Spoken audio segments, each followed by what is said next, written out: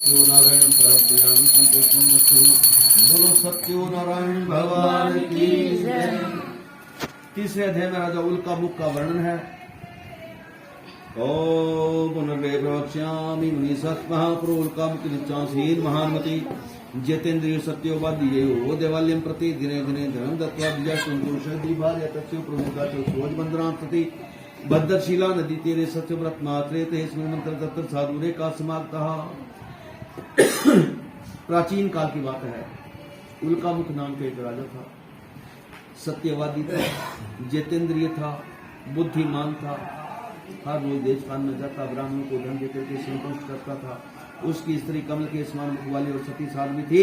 भद्रशिला नदी के किनारे उन दोनों ने सत्य नारायण भगवान का व्रत का पूजन किया तो वहां पर एक व्यापारी आ गया। नौका के किनारे पर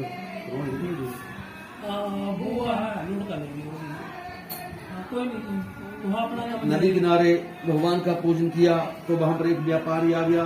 नौका को किनारे पर लगाया और राजा के पास चला गया। पूछना चाहती, हे राजन, आप यहाँ पर क्या कर रहे हैं? इसके करने से क्या होता है?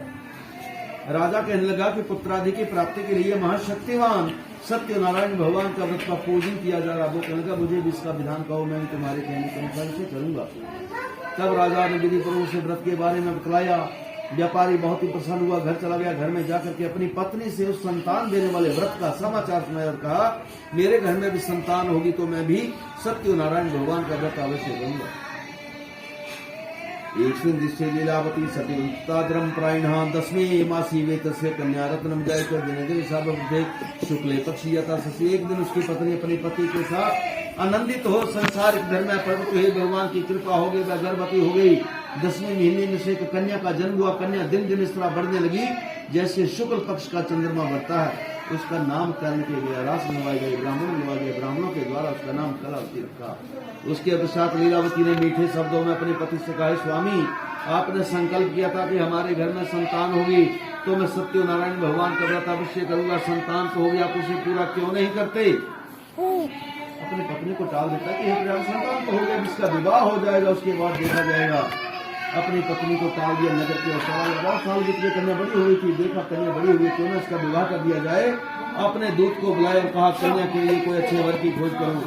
साधु की आज्ञा पाकर के दूत कंचन करना करके गया और वहां से एक गुणयुक्त वैश्य पुत्र को लेकर के आ गया। साधु वैश्य उस गुणयुक्त वैश्य पुत्र को देख करके संतुष्ट हो विधि के साथ अपनी कन्या का विवाह उसके साथ कर दिया। लेकिन विवाह के बाद व्रत करना भूल गया। जो व्यापारी था, उसका ज्वाई भी व्यापारी था। दोनों व्यापार के लिए चल पड़े और सिंधु के समीप रतनपुर सार नगर में, जो कि राजा चंद्रकेतु का नगर था, वहां व्यापार करने लगे। भगवान ने उनको प्रतिज्ञा व्रत लेकर के साथ दे दिया, हे साधु, तुझे बहुत ही दुख मिले। ऐसा ही हुआ। राजा चंद्रकेतु के नगर में चोरी हो गई। चोर जो थे धन को चुरा करके भाग रहे थे। राजा के दूतों ने चोरों का पीछा किया। भागते भागते क्या देखते, हम पकड़े जाएंगे, अब क्या किया जाए। आगे दो बही व्यापारी बैठे थे। सारा धन चोरों ने व्यापारियों के पास रखा, चोर भाग गए। राजा के दूत वहां पहुंचे, देखा राजा का धन यही पड़ा, यही तो चोर होंगे। उनको पकड़ करके राजा के पास ले गए और कहा, राजन, हम धन से ये दो चोर पकड़ करके लाए, इनका क्या किया जाए? राजन का इनको तुरंत दृढ़ता से बांध बिना कोई विचार किए कारागार में डाल दिया जाए। सारा धन भी राजा चंद्रकेतु ने उनका छीन लिया। उसी श्राप के द्वारा उनकी पत्नी भी घर पर बहुत दुखी हुई। घर पर जो धन था वो भी चोरों ने चुरा लिया। शारीरिक और मानसिक पीड़ाओं से अति चिंतित में एक एक दाने के लिए घर घर करने लगी। कभी घर में कभी दूसरे घर में, गरीब है कोई नहीं दे रहा, तीसरे घर में, चौथे घर में, घूमते घूमते तो शाम हो गई। तो किसी के घर में कथा हो रही थी, डरते डरते आंगन में बैठ गई। कथा को सुना, आपकी हुई प्रसाद बांटा गया तो कहने लगी, मैं बहुत दिनों से भूखी हूँ, मुझे भी प्रसाद दे दो। तो सभी ने मिलकर के उसको प्रसाद दे दिया। कहने लगी, मेरी माँ भी घर पर बहुत दिनों से भूखी है, तो माँ के लिए प्रसाद दे दो। माँ के लिए प्रसाद लिया। घर पहुंची तो अंधेरा हो गया था। तो माँ कहने लगी कि पुत्र, तो सुबह गई थी, पूरा दिन कहाँ घूम रही थी? अपनी माँ से कहने लगी, हे माँ, सुबह गई थी, भूखी प्यासी थी, किसने कुछ नहीं दिया।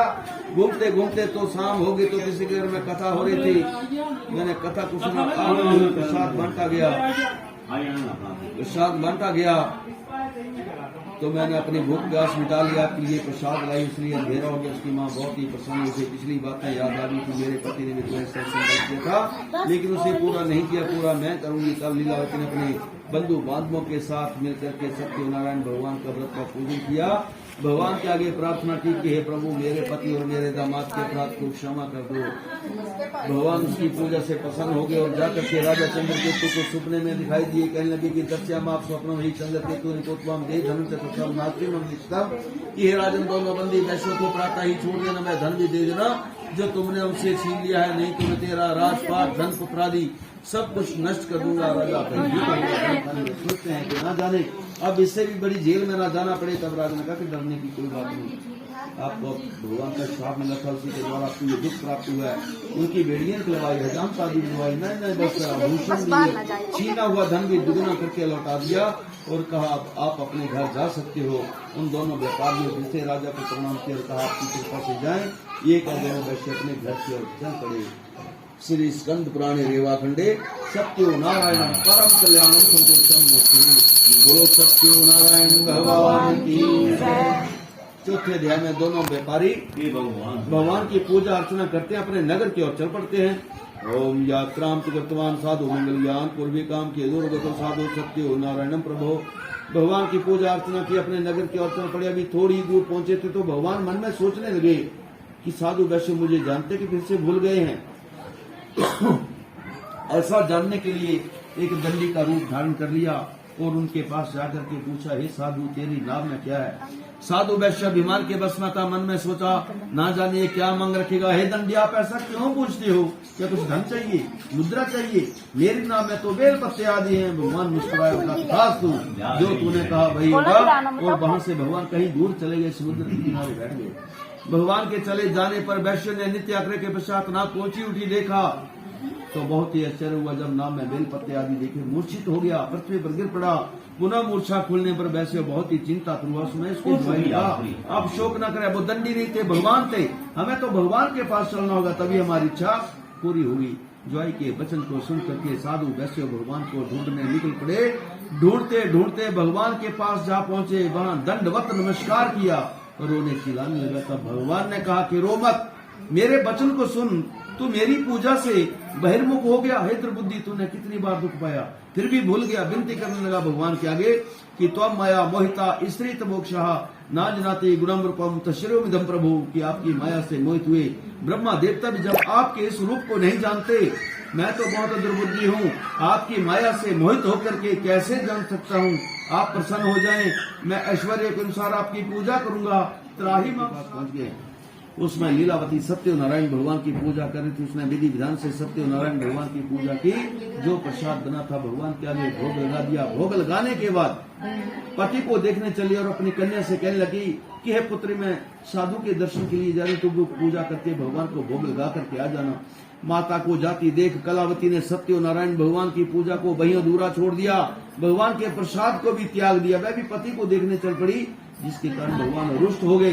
क्रोध करके नौका सहित उसके पति को जल में अदृश्य कर दिया। जब अपने पति को देख बैरों चिल्लाने लगी, सारे मलाह भी चिंता करने लगे कि अभी भी तो नाव में बैठे थे, कहाँ छिप गए? ना जाने कौन से देवता के प्रकोप से नाव को हर लिया गया। सत्यनारायण भगवान के महात्म्य को कोई नहीं जान सकता। तब साधु वैश्य भगवान के आगे विनती करते कि हे प्रभु, अब मुझसे ऐसी कौन सी भूल हो गई?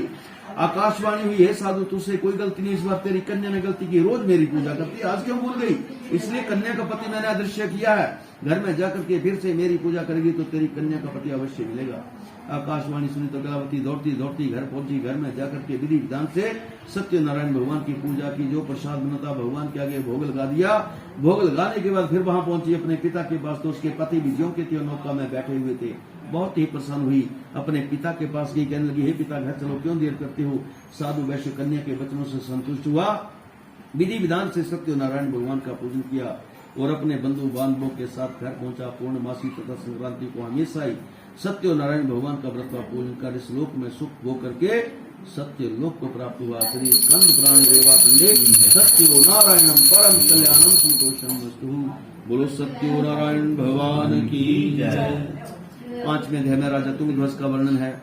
ओम पुनर्ग्रहे प्रवक्ष्यामि मुनिसत्मः आसीत् तुंगध्वजो राजा प्रजापाल तत्परः एकदा वनं गत्वा हत्वा बहुविधान् पशून् आगत्य वटमूलं च पश्य स्वस्य पूजनं गोपा कुर्वन्ति सन्तुष्टा भक्तियुक्ता संवान् वा राजा दृष्टोन द्रपेण गतो नमामसः।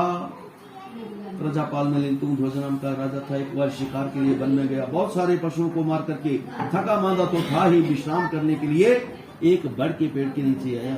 पास में कुछ ग्वाले जो थे वो सत्यनारायण भगवान की पूजा कर रहे थे। राजा ना तो वहां गया ना ही भगवान को प्रणाम किया, थका मांदा तो था ही, विश्राम करने के लिए बड़ के पेड़ के नीचे विश्राम करने बैठ गया। ग्वाले भी अपने काम में व्यस्त, उन्होंने विधि ढंग से सत्यनारायण भगवान की पूजा की। जो भी जंगल में कंद मूल फल फूल करने बेराम जो चीजें मिल गई भगवान के आगे भोग लगा दिया। भोग लगाने के बाद सबसे पहले राजा को प्रसाद दिया, तो राजा ने उस प्रसाद को क्या कहते हैं कि तस्य पुत्र सतम नष्टम धन धान्य अधिकम च्यथ, उसके 100 पुत्र तथा धन धान्य आदि सब कुछ नष्ट हो गया। राजा मन में विचार करने लगा कि ये सब कुछ भगवान ने किया है, मेरा ऐसा विश्वास है, इसलिए मुझे वहां जाना होगा जहां भगवान की पूजा होती हो। मन में ऐसा विचार कर उसी रूप में प्रकट हो जाते हैं। कलयुग में विष्णु से धारण किया हुआ सत्य रूप सनातन रूप सब इच्छित फलों को देने वाला होगा। जो उसको नित्य पढ़ता है सुनता है, भगवान की कृपा से उसके सारे पाप नष्ट हो जाते हैं। तो जिन्होंने पिछले जन्मों में सत्यनारायण भगवान का व्रत का पूजन किया था, उनके अगले जन्मों को बता रहा हूँ। सतानंदो महाप्राज्ञा रामो ब्रह्म तस्मै जन्मे श्री कृष्ण ज्ञात्वा मोक्षम वाप काष्ठवारो बिल्लो घोराजो तस्मै जन्मे श्री रामम सेव्यो मोक्षम जिगाम्बे उल्का मुखो महाराजा नृपो दशरथ श्री रंगनाथ चंद्रपति श्री वैकुंठम तदागतम। पहले अध्याय में जो सतानंद थे, अगले दिन में वसुदामा हुए, श्री कृष्ण भगवान का ध्यान किया, भक्ति की मित्र थे, मोक्ष को प्राप्त हुए। और जो लकड़ी बेचने वाला था, अगला जन्म उसका भीलों के घर में हुआ, जिसका नाम घोराज हुआ। जिस वक्त राम को वनवास मिला था, घोराज ने अपनी नौका में राम को बिठा करके पार लगा दिया था, वह भी वैकुंठ को प्राप्त हुआ। और जो उल्कामुख नाम का राजा था, अगले जन्म में राजा दशरथ हुए, जिन्होंने रंगनाथ की पूजा की, श्री राम भगवान की सेवा की, लोरियां दी भगवान को, वह भी वैकुंठ को प्राप्त हुए। और जो व्यापारी था, अगले जन्म में राजा मोटध्वज बना, जिसने अपने पुत्र को आरे से ज्यादा चीर करके श्री कृष्ण भगवान को अर्पण किया था, वैकुंठ को प्राप्त हुआ। और 5वें अध्याय में जो राजा तुंगध्वज जो थे, अगले जन्म में स्वयंभू मनु हुए, जिन्होंने भगवान के धर्म युक्त कर्म करके वैकुंठ को प्राप्त किया। श्री स्कंद पुराणे रेवाखंडे सत्यो नारायणम परम कल्याणम बोलो सत्यो नारायण भगवान की जय।